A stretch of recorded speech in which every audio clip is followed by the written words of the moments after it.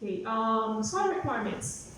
Um, it needs to be not acidic, but not too neutral. So the Philippine soil, based on the Bureau of Soils, is more or less preferred for grapes. It prefers sandy to loamy, but we can always recondition the soil. So those who are in rolling hills or not favorable topographical areas, we can always recondition the soil. In terms of varietal differences, which is probably in question of what variety will I choose to plant in my area. The red cardinal is the one on the brochure, it's the red one. And the other one is a Brazilian hybrid. It's a small white grapes that is prevalent in the Ilocos region. The red cardinal is an early maturing variety, meaning after blooming, we can harvest as early as 75 days. Whereas for the Brazilian hybrid, it's a mid-maturing variety, so we can harvest after 90 days. So it's later about 3 weeks. However, while the red is more visually appealing, especially for tourists, the green one is sweeter. It can reach up to 23 bricks for the sugar content. In How do you say comparison, it again? 23 what? degree bricks. We use our fractometer, sir, to measure the sugar content. Bricks. And whereas for the red cardinal, it can only reach as high as 18. So it's better if you're like that. The red one, yes. But this is given the proper technology and care, of course. Both are seeded, and both are two-way varieties, meaning you can use it for table grapes or for wine making. And of course, based on our study, the productive lifespan in the Philippines is up to only about 15 years, after which the yield will be probably zero to negligible already. So, why is it now that grape picking is so famous in our province? So, it was a fate of, probably a work of fate or destiny. I think back in 2013, we got a call from then Undersecretary Berna Romo. She wanted to visit us with some friends, French friends, specifically because they wanted to learn about the grapes, because they wanted to invest not for grapes, but for wine making. So that's how they visited us. And through connections, to cut the story short, in 2014, we got a call from Chris TV. So we were shown through national TV, and the surge was really exponential. It was a sudden turn of events for the grape growers in La Union. After that, it became an everyday life for the grape growers, pick and bake. Everywhere you see now, grape picking. So it also helped that we became an accredited learning site for the Department of Agriculture. Because that's how Ma'am Berna actually came to visit us. So, grape picking, it's for a growth of incidental services in La Union right now. So aside from surfing, there is a boom for related services like hotels, restaurants, as far as the northern part of La Union, which is Sudipen. We have a shortage right now of accommodation services given the booming industry in the province. There is also an imperative, and I'm working with the Department of Trade and Industry in terms of post-harvest processing.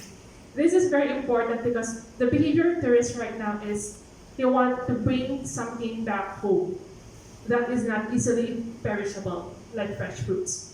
So this is one area that we're looking into right now. Fortunately, we have already a Grape Growers Association, but a lot of work is still in progress. We are approximately 40 grape grower families, and I want to underscore grower families. Remember the secondary adopters? Their kids, their grandchildren are now into grape growing. So most of this, we have not even attained even elementary education. But because of technology diffusion, the returns are really that high. Of course, the risk is high, but we have seen an increase in income. That's why they are still into this venture. Just some data in terms of the local industry in La Union right now.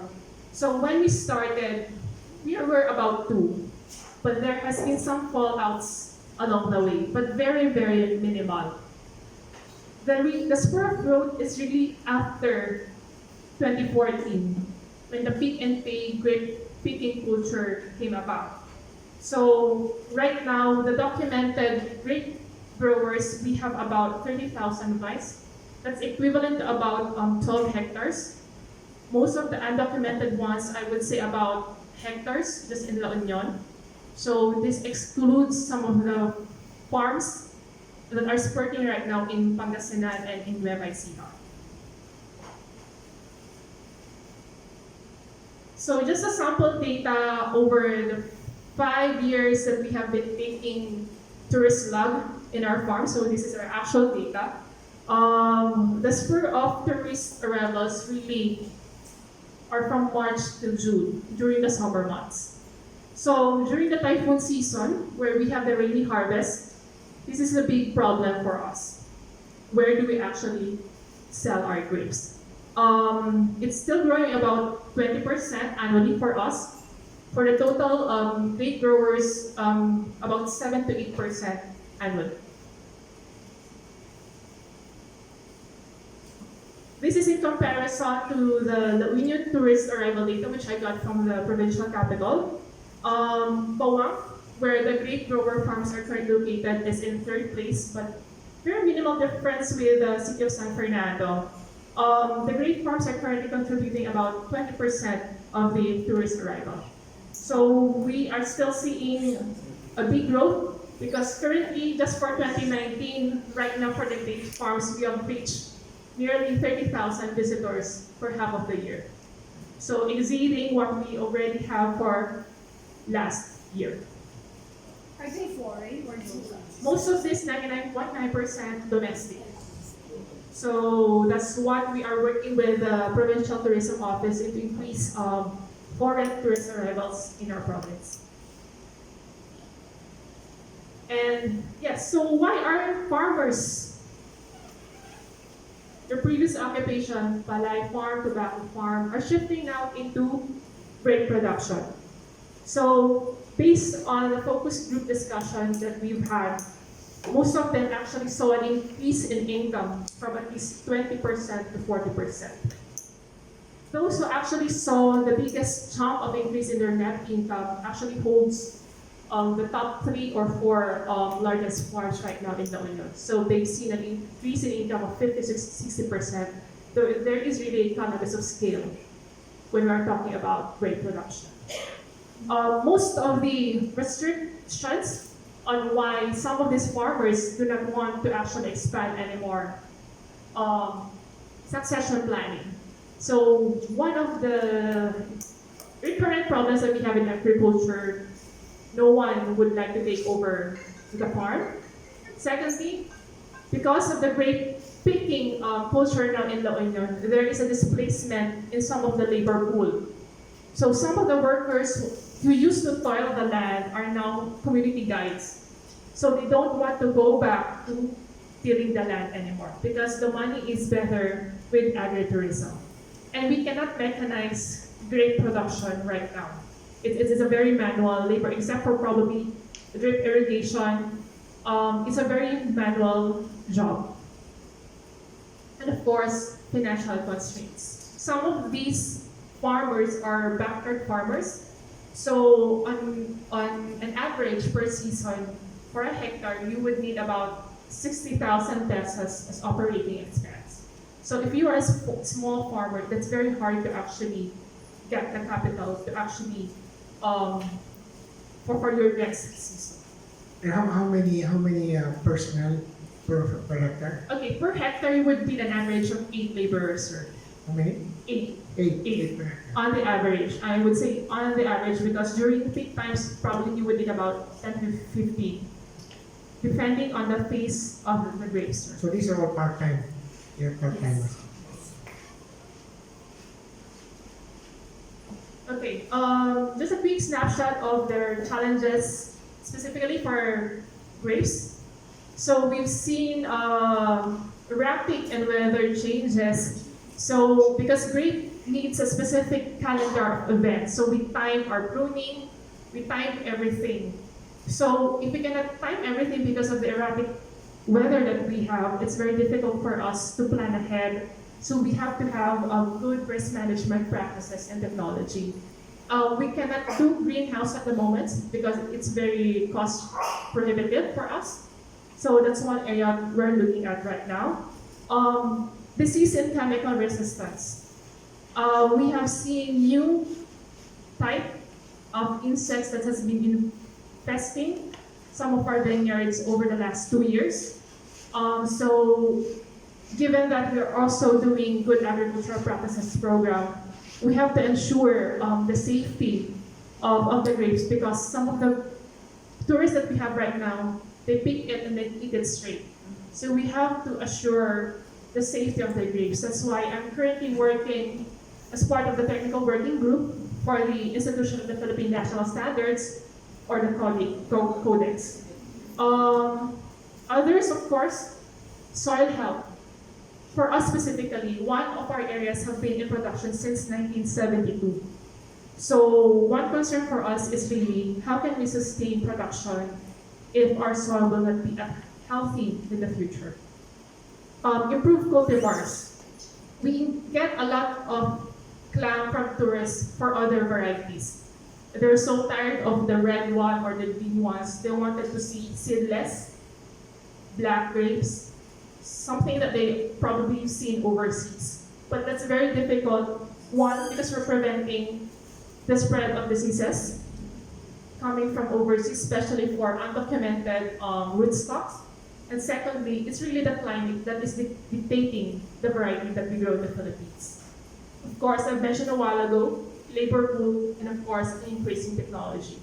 On the tourism side, of course, sustainability is a big concern. How long will tourists like to do grape picking?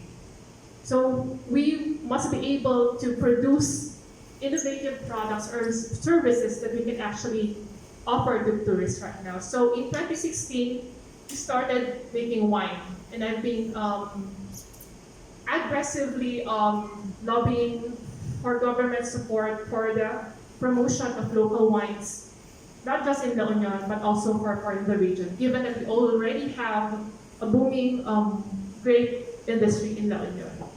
Of course, once a tourist comes in, there is a clamor for improved infrastructure. That's why right now, even for our town, there are a lot of restaurants already spurting, even the small bed and breakfasts, restaurants, overnight stays for the tourists. And one key area as well is responsible tourism. We don't want another probably Boracay in La Union, given that we also have the surfing site in San Juan. So the behavior of tourists right now is that they just wanted to take pictures and then go. What we are lobbying is that they learn about the industry, they learn what we're doing this, what's the impact for the community, and how they can actually help sustain this industry for so long. So that's a snapshot of the La Union grapes and how we came to be a top agritourism spot in the region. So I'm open for questions. Can we have a round of applause first?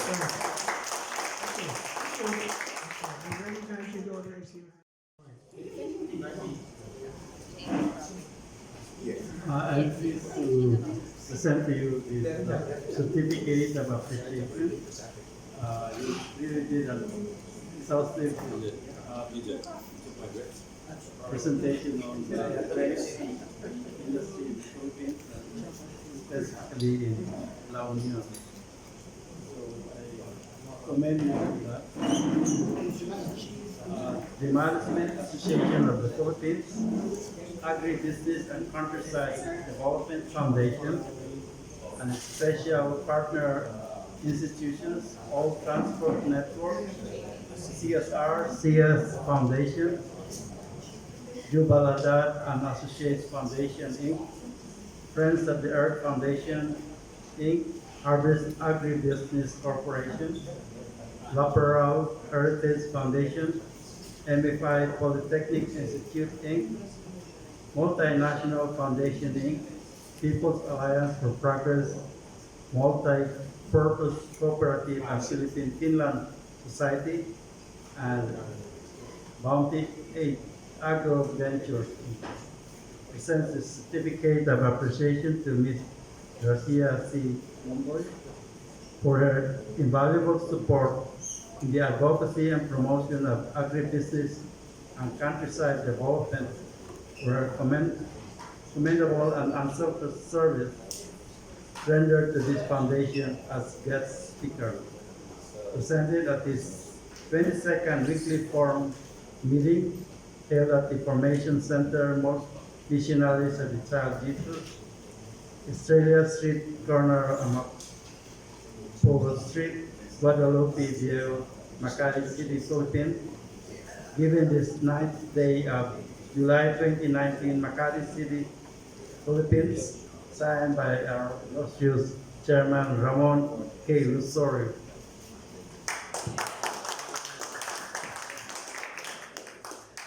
Okay. About The books. your books. We also have some readings for you. Oh, thank you so much. You're welcome. And I'm going to mail a copy of my own book. Yeah. Okay, thank you. Okay, meeting adjourned. Good morning. See you next week.